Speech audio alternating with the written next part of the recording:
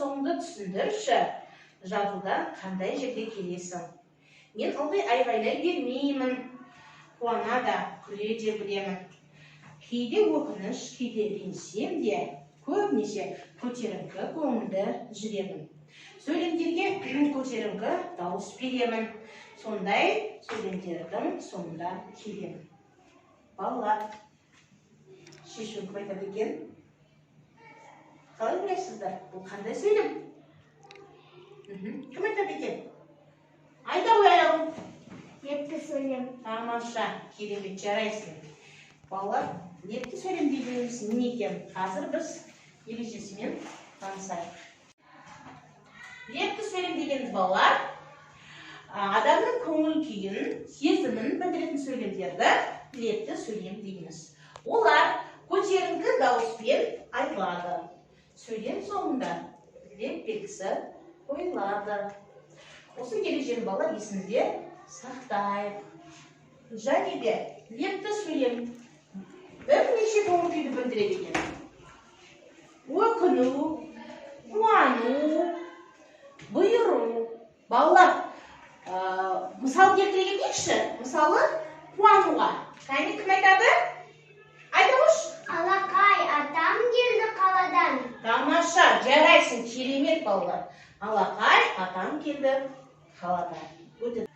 Оқулықтағы 100-ші беттегі бірінші жаттығуға назар аударайық. Сатыбек Хангелдиннің өлеңін тыңдайық бәріміз. Табиғат тіршіліксің тұнып тұрған, сен күнсің көтерілген күліп қырдан. Сен көлсің, сен ормансың, сен бұлбұлсың, сен жарықсың, сен жерсің, сен гүлсің, сен адамсың, сен ауасың, сен анамсың. Бәрі сен, менің өмірім. Сен сыйлаған туған жерім, отаным Қазақстан.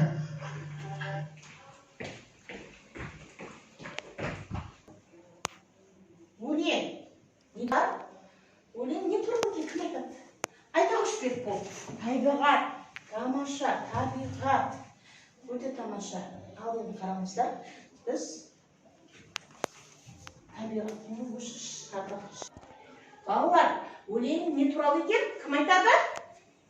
Беріп бұл айтыңызшы. Табиғат. Өте тамаша. Ал енді балалар, біз өлеңге ат қояйық. Кәні кім қояды? Нұрзат, айтыңызшы. Табиғат. Тамаша, керемет, табиғатым. Балалар, табиғатқа нелер жатады? Саят, жауап беріңіз. Өлі, және тірі табиғат жатады. Тамаша, керемет. Ал балалар, бізді қоршаған ортаны не деп атаймыз? Бізді қоршаған ортаны. Аяқ айтыңызшы. Табиғат. Дұрыс, керемет, табиғат. Өте тамаша. Ендеше балалар, біз? Балалар, мына сурет бойынша білетіндеріңді айтып көріңдерші. Кім айтады? Сая. Піл. Дұрыс. Субұрқақ. Дұрыс. Нұрасыл. Тамаша. Бала. Бала. Керемет. Балалар, осы суреттегі заттарды бір сөзбен қалай айтуға болады? Нұрдана. Табиғат. Дұрыс, табиғат, керемет. Ал енді балалар, біз осы сурет бойынша сөйлем құрап жіберейікші. Сөйлем құрап жазайық. Мына біздің үлкені най. Мына біздің үлкені най. Дұрыс, тағы да. Мына субұрқақ неткен керемет. Мына субұрқақ неткен керемет. Тамаша, тағы да. Айтыңыз. Мына гүлдің әдемісін ай. Мына гүлдің әдемісін ай. Дұрыс, тағы да. Аяқ айтыңыз. Күннің нұры қандай тамаша. Күннің нұры қандай тамаша. Тағы да кім айтады?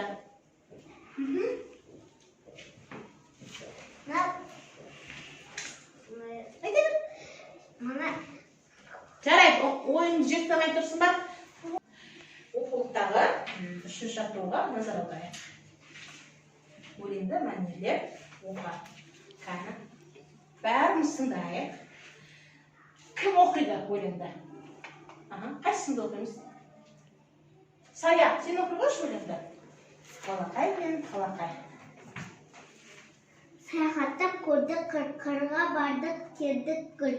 Айқайлады балақай, алақай-ау, алақай. Жапырақты үземін, гербар ғып тіземін. Ол қурайды бас салды, менен шаттақ басталды. Қары балда қалақай, жылап қалды балақай.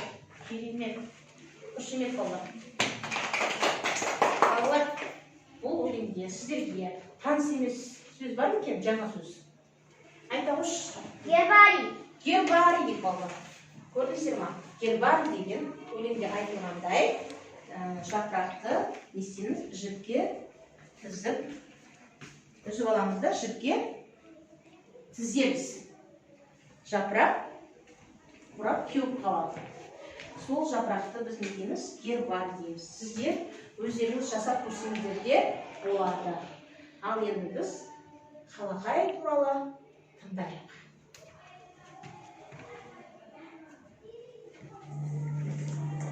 Қалақай еліміздің бар өңірінде кездесетін өсімдік. Биіктігі 1 метрдей болады. 1 жылдық не көп жылдық. Қос үйлі және сирек те болса, бір үйлі шөптесін өсімдік.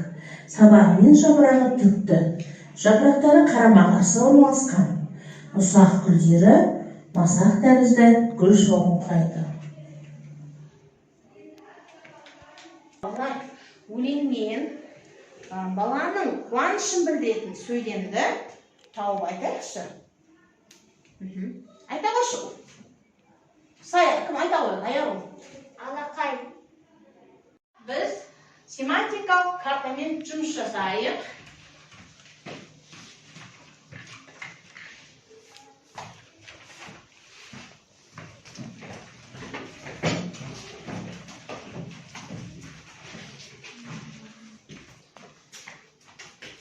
Тапсырма балалар, сөйлемдерге назар аударыңыздар.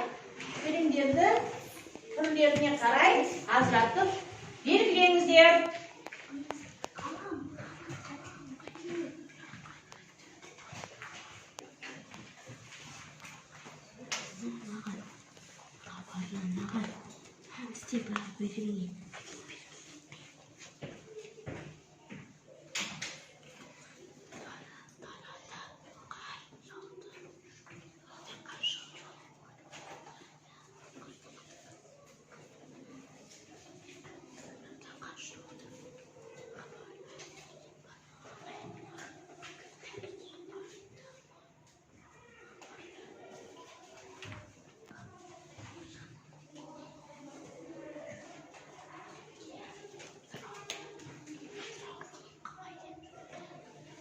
Болсақ, болған топ, қол соғып белгі береміз.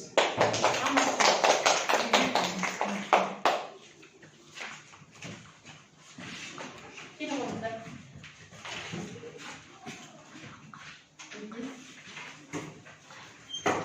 Сөйлемді тоғын белгілеріңіздер, я? Ағын таны. Келі қой айыру, сен өріңіз шығын.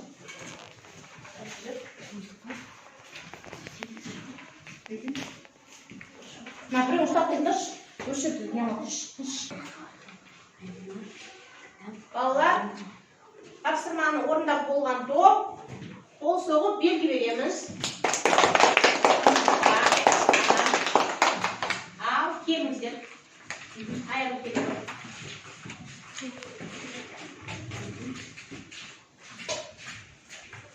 Сөйлемдерді түрлеріне қарай ажыратып белгілеңіздер, я? Ал, бір сөйлемді оқыңыз. Қайырлы күн.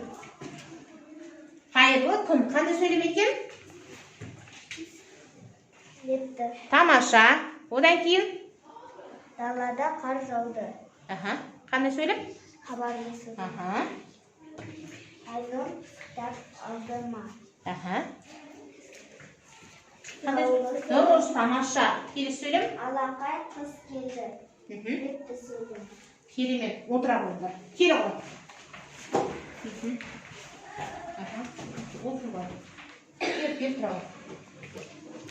Қайырлы күн.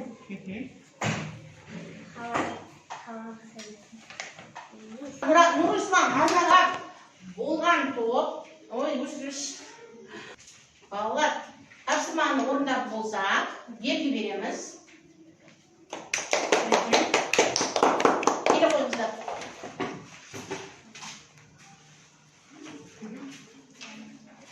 Сөйлемдерді түрлеріне қарай аздап белгіледіңіздер, я? Оқи қойым. Қайырлы күн, етті сөйлем. Далада қар жауды, хабарлы сөйлем. Айнұр кітап алдырма, сұраулы сөйлем. Алақай қыз келді, етті сөйлем. Тамаша, керемет. Қошемет болған.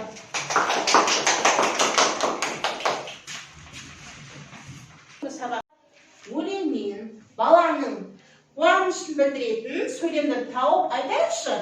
Кім айтады? Айта ғой, аяу. Алақай, ау, алақай. Тамаша. Балалар, сөйлем соңында қандай тыныс беріп тұр екен? Леп белгісі. Дұрыс, леп белгісі. Тамаша. Біз семантикалық картамен жұмыс жасайық. Қазір мен сіздерге семантикалық карта берем. Сіздер онда сөйлемдердің түрлерін тауып белгілейсіздер.